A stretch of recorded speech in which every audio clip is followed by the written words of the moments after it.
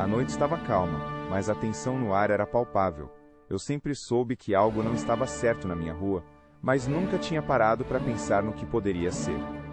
Tudo começou quando o seu Miguel, um vizinho mais velho que vivia na casa ao lado, decidiu abrir a boca sobre as coisas que assombravam nosso pedaço de chão. Era um dia qualquer, calor intenso, e ele veio até mim, com a voz embargada e os olhos assustados. Você precisa saber sobre o pacto de sangue, ele disse. Naquele momento, o que parecia ser apenas mais uma história de vizinho, se transformou em uma sombra que se instalou na minha mente. Seu Miguel contou que, décadas atrás, os moradores daquela rua se uniram em um acordo sombrio para garantir proteção e prosperidade. Cada residência, segundo ele, tinha seus segredos e sua própria história, mas todos estavam ligados por um fio invisível. Havia uma casa no fim da rua, uma construção antiga que exalava desânimo. Os rumores sobre essa casa circulavam. Diziam que era um lugar onde os moradores da rua faziam oferendas em noites de lua cheia, em busca de bênçãos, ou talvez de um desejo particular. O velho sussurrou que um sacrifício era a essência desse pacto, um ato de lealdade, uma entrega de sangue. A história parecia absurda, mas algo na maneira como ele falava me deixava inquieto.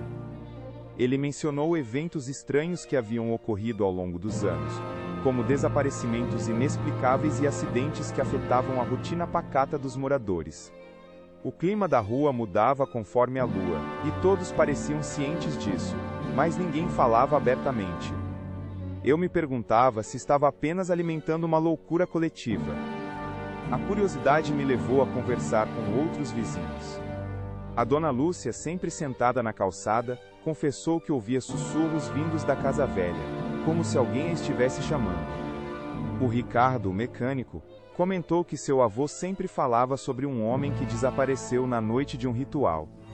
As histórias não se encaixavam, mas a repetição delas criava uma atmosfera sufocante. Com o tempo, as situações começaram a se intensificar.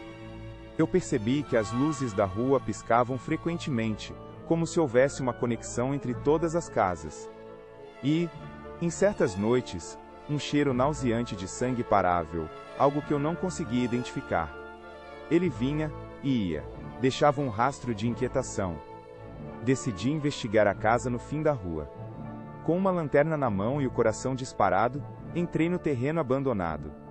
O lugar estava em ruínas, mas ainda era possível perceber marcas de algo maior.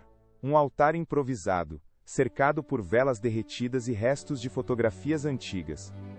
A sensação de estar sendo observado era sufocante, e uma onda de desespero me fez correr de volta para casa. As noites se tornaram mais pesadas. Eu acordava com um frio na espinha, e ouvia ecos de vozes familiares. Ouvia meu nome sendo chamado, mas quando olhava pela janela, a rua parecia vazia. Seu Miguel sumiu de repente. As janelas da casa dele estavam fechadas e ninguém o via mais. Foi então que percebi. Olhando pela janela, vi os rostos dos meus vizinhos na calçada, conversando em sussurros enquanto olhavam diretamente para mim. O que vi era um terror sem fim. Os rostos eram os mesmos, mas havia algo mais, uma intensidade nos olhares que me deixava petrificado. Como se eles soubessem de algo que eu não sabia, algo que eu nunca poderia entender. Eles estavam unidos por um pacto, uma doce mentira, mas o que realmente lhes oferecia proteção? A cada dia, minha realidade se fragmentava, as vozes pareciam crescer, e eu não sabia mais onde começava eu e onde terminava o pacto. A linha entre a verdade e a paralisia se tornava cada vez mais tênue. E agora, eu também era parte disso, envolvido na sombra de uma escolha que nunca fiz.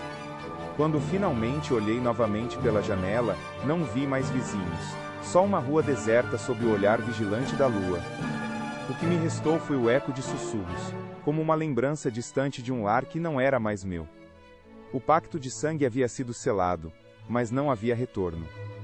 A casa vazia no fim da rua continuava ali, esperando por novos moradores enquanto o ciclo se repetia em um silêncio ensurdecedor.